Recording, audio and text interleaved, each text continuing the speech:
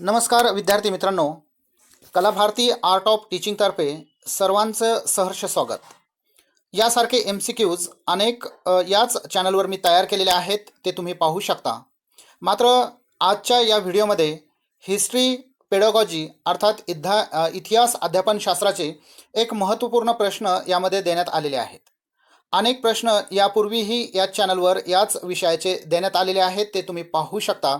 मात्र यामध्ये सुद्धा काही महत्त्वाचे MCQs इतिहास विषयाच्या संदर्भात देण्यात आलेले आहे. महत्त्वाचे MCQ सुरू करण्यापूर्वी एक विनंती आहे की जे विद्यार्थी नवीन असतील, ज्यांनी अजूनही माझं चॅनल सबस्क्राईब केलेलं नाही, लाईक केलेलं नाही, तर अशा सर्व विद्यार्थ्यांना विनंती की माझं चॅनल लाईक करा, शेअर करा व जास्तीत जास्त गरजू विद्यार्थ्यांपर्यंत तो पोहोचवा. आणखी एक विनंती आहे की या व्हिडिओ दरम्यान जर एखादी जाहिरात येत असेल तर कृपया करून ती स्किप न करता ती पाहणे आवश्यक आहे आणि आपला बेल आयकॉन जो आहे तो सुद्धा ऑन ठेवा, जेणेकरून एक एज्युकेशनल अपडेट या चॅनलवर तुम्हाला मिळत राहतील. चला तर अधिक वेळ न घेता आपण या संदर्भात महत्त्वाचे प्रश्न कोणते आहेत त्याची माहिती घेऊया.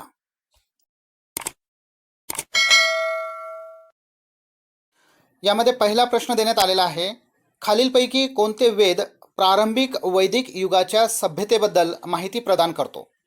त्यामध्ये ऑप्शन दिलेले आहे ऋग्वेद, सामवेद, यजुर्वेद आणि अथर्ववेद.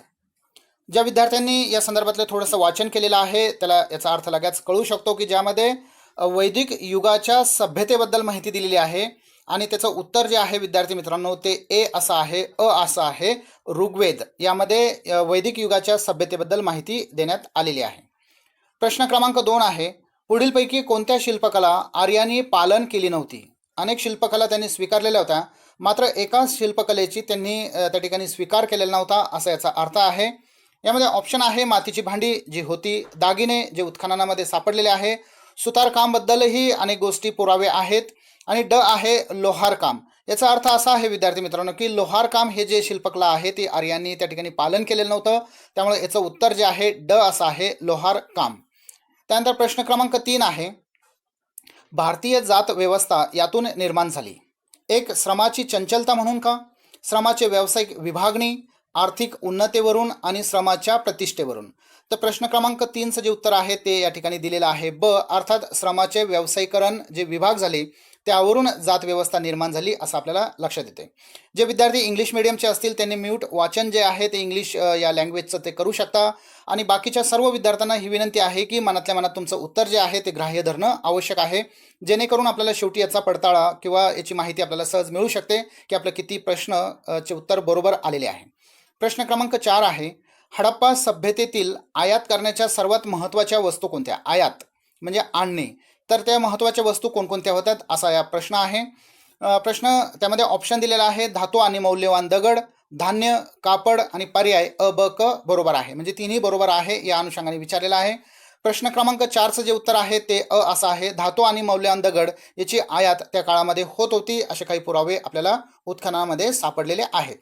प्रश्न क्रमांक 5 आहे, हडप्पा लोकांमध्ये खालीलपैकी कोणती धार्मिक श्रद्धा नव्हती असा प्रश्न विचारलेला आहे. वाईट आत्मा व नंतरचे जीवनावर विश्वास हा होता का? पंथ, अग्नी व प्रजनन क्षमता हा होता का? झाडे व प्राण्यांचे शोषण हा होता का? किंवा मोठ्या प्रार्थनागृह उभारणे हा होता का?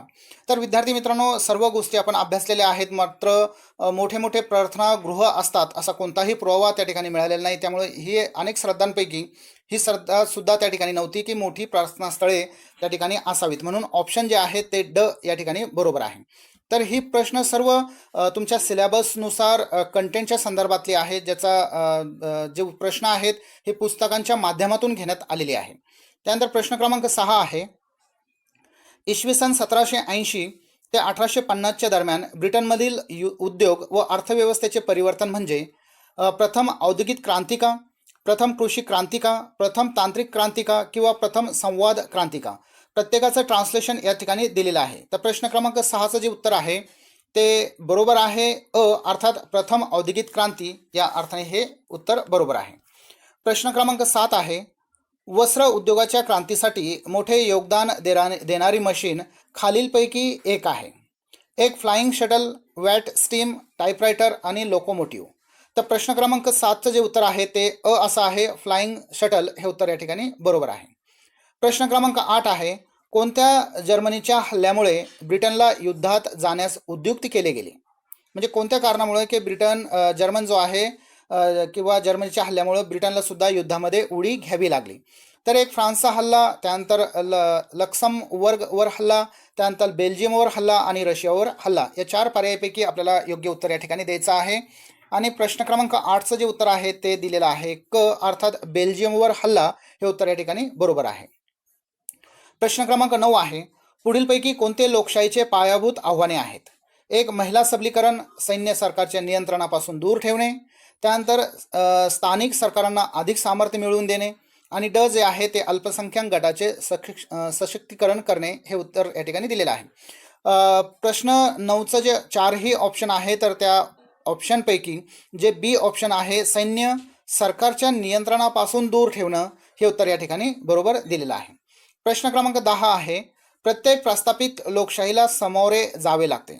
म्हणजे जी काही लोकशाही इस्टॅब्लिश झाली असेल त्यांना काही अडचणींना सामोरं जावं लागतं. एक आहे विस्ताराचे आव्हान, दुसरा आहे लोकशाही सखोल करण्याचे आव्हान, आणि तिसरा आहे मूलभूत आव्हान, आणि चौथा आहे हुकुमशाही. तर प्रश्न क्रमांक 10चं जे उत्तर आहे ते अ असं आहे, कारण लोकशाहीचा विस्तार करणे, लोकांमध्ये ती रुजवणे, हे सर्वात मोठं आव्हान आहे प्रस्थापित लोकशाहीसमोर. म्हणून याचं उत्तर सुद्धा हे आहे की अ, विस्ताराचे आव्हान, या ठिकाणी उत्तर म्हणून दिलेलं आहे. प्रश्न क्रमांक 11 आहे, राज्यघटनेतील प्रस्तावनेची कल्पना या देशांकडून घेतली गेली? ब्रिटन, अमेरिका, फ्रान्स आणि रशिया. तर 11चं उत्तर जे आहे ते बी असं आहे, अमेरिकेकडून आपण ही कल्पना त्या ठिकाणी घेतलेली होती, प्रस्तावनेची, प्रियम्बलची. त्यानंतर प्रश्न क्रमांक 12 आहे, संविधानाची गुरुकिल्ली म्हणून आपण प्रस्तावनेकडे पाहतो, अशी प्रशंसा केलेली आहे. कोणी केली आहे? एक, जवाहरलाल नेहरूंनी केली आहे, ठाकूरदास भार्गवने केलेली आहे, अर्नेस्ट बार्करने केलेले आहे, आणि N.A. पालखीवाला यांनी केलेली आहे. तर प्रश्न क्रमांक 12चं जे उत्तर आहे ते क असं आहे, अर्नेस्ट बार्कर यांनी प्रस्तावनेची प्रशंसा केलेली आहे की ही संविधानाची गुरुकिल्ली आहे. प्रश्न क्रमांक 13 आहे, सरकारचा एक भाग महत्त्वाचा भाग कोणता आहे? सरकार जे सेंट्रल गव्हर्नमेंट जे आहे त्याचा एक महत्त्वाचा भाग आहे. एक आहे राज्य सरकारे, दुसरा आहे विधिमंडळे, तिसरा आहे संसद, आणि चौथा आहे संयुक्त राष्ट्र. तर थोडंसं बारीक आपल्याला मायन्यूट विचार करायचा आहे, आणि प्रश्न क्रमांक 13चं जे उत्तर आहे ते या ठिकाणी दिलेलं आहे बी, अर्थात विधिमंडळ, लेजिस्लेटिव्ह, हे या ठिकाणी उत्तर बरोबर आहे. त्यानंतर प्रश्न क्रमांक 14 आहे, प्रस्तावनेत सुधारणा केली गेली या अधिनियमानुसार ज्यामध्ये समाजवादात धर्मनिरपेक्ष आणि अखंडता असे 3 शब्द जोडले गेले आहेत, तर त्याला काय म्हटलेलं आहे असं या ठिकाणी विचारलेलं आहे. मी पुन्हा एकदा प्रश्न या ठिकाणी वाचतो की प्रस्तावनेत सुधारणा केली गेली या अधिनियमानुसार ज्यामध्ये समाजवादा, धर्मनिरपेक्ष आणि अखंडता असे 3 नवीन शब्द जोडले गेले आहे, तर ते कोणते आहे, ते कोणत्या घटनेनुसार जोडले गेलेले आहे, याचं उत्तर या ठिकाणी आपल्याला द्यायचं आहे. त्यामध्ये 32वी घटनादुरुस्ती आहे का, त्यानंतर 42वी घटनादुरुस्ती आहे का, किंवा 44वी घटनादुरुस्ती आहे का, किंवा 46वी घटनादुरुस्ती आहे का? तर प्रश्न क्रमांक 14चं जे उत्तर आहे ते ब असं दिलेलं आहे की 42व्या घटनादुरुस्तीमध्ये हे सर्व शब्द यामध्ये टाकण्यात आलेले होते. त्यानंतर प्रश्न क्रमांक 15 आहे, पुढीलपैकी कोणते लोकशाहीचा चौथा स्तंभ म्हणून ओळखले गेले? एक, छपाई माध्यम, दुसरा आहे इलेक्ट्रॉनिक माध्यम, तिसरा आहे व्हिज्युअल मीडिया, आणि चौथा आहे अ, ब, क बरोबर आहे. तर प्रश्न क्रमांक 14 जे आहे त्याचं उत्तर ड असं आहे की वरील 3ही पर्याय बरोबर आहे. प्रश्न क्रमांक 16 आहे, वृत्तपत्राचे शीर्षक नोंदणी या संस्थेमार्फत केली जाते. एक आहे RNI, त्यानंतर दुसरा आहे DAVP, त्यानंतर PIB, आणि चौथा आहे IBRD. तर याचं उत्तर जे आहे प्रश्न क्रमांक 16चं ते ए असं आहे, RNI हे उत्तर या ठिकाणी बरोबर आहे. विद्यार्थी मित्रांनो, तुम्हाला मनातल्या मनात या ठिकाणी उत्तर ग्राह्य धरणं आवश्यक आहे. त्यानंतर प्रश्न क्रमांक 17 आहे, इयत्ता 6वीच्या इतिहास अभ्यासक्रमाची रचना करताना भाषाशैली ही यावर आधारित नसते विचारलेलं आहे. यामध्ये भाषाशैली तंत्रशुद्ध असावी, भाषाशैली सुलभ असावी, भाषाशैलीत जास्त कठीणपणा असावा, आणि भाषाशैलीत लहान वयोगटाचा विचार करावा. त्यामध्ये भाषाशैली जास्त कठीणपणा असावा हेच एक निगेटिव्ह यामध्ये दिलेलं आहे. त्यामुळे प्रश्न क्रमांक 17चं जे उत्तर आहे ते क असं आहे की भाषाशैलीत जास्त कठीणपणा असावा. हे काही आपण अभ्यासक्रम रचना तयार करताना याचा विचार आपण करत नसतो. प्रश्न क्रमांक 18 आहे, खालील अशी गोष्ट की जी आशय विश्लेषणासाठी महत्त्वाची नाही. एक आहे घटकाचे नाव, दुसरा आहे गुणधर्म, रचना, व्याख्या आणि तिसरा आहे पुस्तकाची किंमत आणि चौथा आहे साध्य होणारी मूल्य. तर प्रश्न क्रमांक 18चं जे उत्तर आहे ते क असं दिलेलं आहे. पुस्तकाची किंमत हे उत्तर या ठिकाणी बरोबर दिलेलं आहे. त्यानंतर प्रश्न क्रमांक 19 आहे. हा इतिहास शिक्षकाचा हेतू असला पाहिजे. हेतू विचारलेला आहे. तर विद्यार्थ्यांच्या मनात जिव्हाळा निर्माण करणे, इतिहास विकृत स्वरूपाला खतपाणी न घालणे, भूतकाळाचे यथार्थ दर्शन घडवणे आणि चौथा ड जो आहे तो विद्यार्थ्यांशी मित्रत्वाचे नाते प्रस्थापित करणे. तर प्रश्न क्रमांक 19चं जे उत्तर आहे ते क असं दिलेलं आहे की भूतकाळाचे यथार्थ दर्शन घडवणे हे उत्तर या ठिकाणी बरोबर आहे. प्रश्न क्रमांक 20 आहे. उपचारात्मक अध्यापनात पुढीलपैकी कोणत्या बाबीत शिक्षकांनी बदल केला पाहिजे? एक आहे अध्यापनाची उद्दिष्टे, दुसरा आहे अध्ययन अनुभवाची विविधता, तिसरा आहे अध्यापनाची साधने आणि चौथा आहे वरील पर्याय अ ब क बरोबर आहे. तर आपल्याला प्रश्नांचं थोडंसं मायक्रो या ठिकाणी विचार करणं आवश्यक आहे, जेणेकरून आपल्याला उत्तरं जी आहेत ती सहज पद्धतीने मिळू शकतात. तर प्रश्न क्रमांक 20चं जे उत्तर आहे ते या ठिकाणी दिलेलं आहे ड, अर्थात वरील पर्याय अ ब क बरोबर आहे की शिक्षकांनी उद्दिष्टे, अनुभवाची विविधता आणि अध्यापनाची साधने यामध्ये बदल करणं अपेक्षित आहे. त्यानंतर प्रश्न क्रमांक 21 आहे. सध्याचा इतिहास अभ्यासक्रम अशा पद्धतीवर लक्ष केंद्रित करीत नाही असं विचारलेलं आहे. मजकूर पुस्तकाच्या पलीकडे शिकणे, क्रियाकलाप माध्यमातून शिकणे, दंगलमस्ती करून शिकणे आणि आनंदाने शिकणे या ठिकाणी लक्ष केंद्रित करत नाही असं विचारलेलं आहे. त्यामुळे याचं उत्तर जे आहे ते क असं आहे की दंगलमस्ती करूनच शिकलं पाहिजे असं काही अभिप्रेत या ठिकाणी नाही, म्हणून उत्तर क हे बरोबर आहे. प्रश्न क्रमांक 22 आहे की इंदिरा गांधी, लता मंगेशकर, मदर टेरेसा यांची उदाहरणे व आदर्श विद्यार्थ्यांसमोर ठेवावीत, कारण इतरांशी असलेली सौजन्यशीलता, स्त्री पुरुष समानता, यांच्या कार्यातील संवेदनशीलता आणि सामाजिक अडथळ्यांचे निर्मूलन. तर विद्यार्थी मित्रांनो, गाभा घटक आणि मूल्य ही जे आपल्या अभ्यासक्रमामध्ये आहेत त्यावरच आधारित हा प्रश्न या ठिकाणी विचारलेला आहे. तर प्रश्न क्रमांक 22चं जे उत्तर आहे ते ब असं आहे, कारण स्त्री आणि पुरुष समानता हे मूल्य या माध्यमातून रुजवल्या जाते. प्रश्न क्रमांक 23 आहे. इतिहास विषय संरचनेची पुढीलपैकी ही वैशिष्ट्ये आहे. शाखा, उपशाखा, घटक आणि उपघटक संबंध कळतो, घटक उपघटक सुरक्षित मांडणी कळते, त्यानंतर संरचना आटोपशीर व अर्थपूर्ण असते आणि पर्याय अ ब क बरोबर आहे. प्रश्न क्रमांक ऑप्शन क्रमांक ब मध्ये जे आहे मांडळी असा शब्दप्रयोग झाला, त्याची मांडणी कळते असा शब्दप्रयोग त्या ठिकाणी आहे. तर प्रश्न क्रमांक 23चं जे उत्तर आहे ते दिलेलं आहे डी, अर्थात पर्याय अ ब क बरोबर आहे. म्हणजे आपल्याला घटक आणि उपघटक यांचा संबंध कळतो, आपल्याला रचना सुरक्षित मांडणी कळते आणि आटोपशीर व अर्थपूर्ण असते, हे विधान या ठिकाणी बरोबर आहे. म्हणून ऑप्शन ड जे आहे ते या ठिकाणी बरोबर दिलेलं आहे. प्रश्न क्रमांक 24 आहे. शिकण्याची प्रक्रिया वाढविण्यासाठी तंत्रज्ञानाच्या वापराला डॅश असे म्हणतात. काय म्हणतात? IT म्हणतात का, ICT म्हणतात का, किंवा माहिती तंत्रज्ञान म्हणतात का, किंवा संप्रेषण तंत्रज्ञान म्हणतात का? ते यापैकी याचं जे उत्तर आहे विद्यार्थी मित्रांनो ते ब असं दिलेलं आहे, माहिती तंत्रज्ञान. आणि याच आशयाचा सब्जेक्ट जो आहे आपल्या BEdमध्ये सुद्धा दिलेला आहे आणि यावर आधारित काही प्रॅक्टिकलसुद्धा त्या अभ्यासक्रमामध्ये दिलेले आहेत. तर प्रश्न क्रमांक 25 आहे.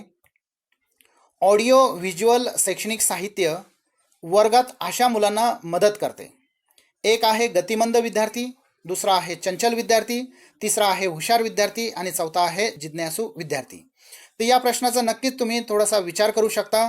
याचं प्रश्नाचं उत्तर मी देणारच आहे. तत्पूर्वी एक सूचना आहे विद्यार्थी मित्रांनो की याच सारखे अनेक व्हिडिओ BEdच्या अभ्यासक्रमासंदर्भात या ठिकाणी तयार केलेले आहे. याचा अभ्यासक्रम किंवा यातील आशय महाराष्ट्रातील अनेक विद्यापीठांमध्ये सुद्धा लागू होत असतो. त्यामुळे ही सर्व महत्त्वाची प्रश्नांची जर तुम्ही सराव केला तर येणाऱ्या भविष्यकाळामध्ये ऑनलाईन एक्झामचा खूप मोठा ट्रेस तुमच्यावर राहणार नाही, हा आशावाद मला या ठिकाणी व्यक्त करावा असा वाटतो. जे विद्यार्थी नवीन असतील, ज्यांनी अजूनही माझं चॅनल सबस्क्राईब केलेलं नाही, त्यांना विनंती की माझं चॅनल सबस्क्राईब करा, शेअर करा व जास्तीत जास्त गरजू विद्यार्थ्यांपर्यंत तो पाठवावेत, ही सुद्धा एक माझी या ठिकाणी विनंती आहे. चला तर या आव्हानानंतर आता आपण प्रश्न क्रमांक 25 कडे वळूया. तुम्ही याचं वाचन केलेलं आहे, थोडंसं संदिग्ध आहे, मात्र याचं उत्तर जे आहे ते दिलेलं आहे अ. गतिमंद विद्यार्थी जो आहे त्यांना शैक्षणिक साहित्य वर्गामध्ये अशा मुलांना या ठिकाणी नक्कीच मदत होत असते. कारण चंचल विद्यार्थी हे पुढे ग्रीप घेत असतात, हुशार विद्यार्थी पुस्तकाच्या माध्यमातून कळत असतं, जिज्ञासू विद्यार्थी स्वतः प्रयत्न करत असते, मात्र गतिमंद विद्यार्थ्यांना प्रयत्नाची गरज असते. त्यामुळे अशा शैक्षणिक साहित्यातून त्यांची प्रगती किंवा या ठिकाणी साधल्या जाऊ शकते. हा मुद्दा या ठिकाणी महत्त्वाचा आहे. तर ही होती सर्व विद्यार्थी मित्रांनो 25 प्रश्न की ज्यात तुमच्यासाठी, केवळ तुमच्यासाठी, तुमच्या येणाऱ्या परीक्षेसाठी, तुमच्या अभ्यासासाठी या ठिकाणी देण्यात आलेले आहे. हे प्रश्न तुम्हाला कसे वाटले, या संदर्भात काही संदिग्धता असेल, काही अडचणी असेल तर तुम्ही नक्कीच आणि नक्कीच कॉमेंट्सद्वारे मला त्या ठिकाणी कळवू शकता. एखाद्या प्रश्नाचं उत्तर जर वेगळं असेल तर त्याचीही माहिती मला कळवा, जेणेकरून हा एक सेतू जो आहे संवादाचा तो सकारात्मक होणे अपेक्षित आहे. हा आशावाद या ठिकाणी मला वाटतं की महत्त्वाचा आहे. चला तर पुन्हा एकदा नवीन व्हिडिओ घेऊन येण्यासाठी मला परवानगी द्या. तोपर्यंत जय हिंद, जय भारत.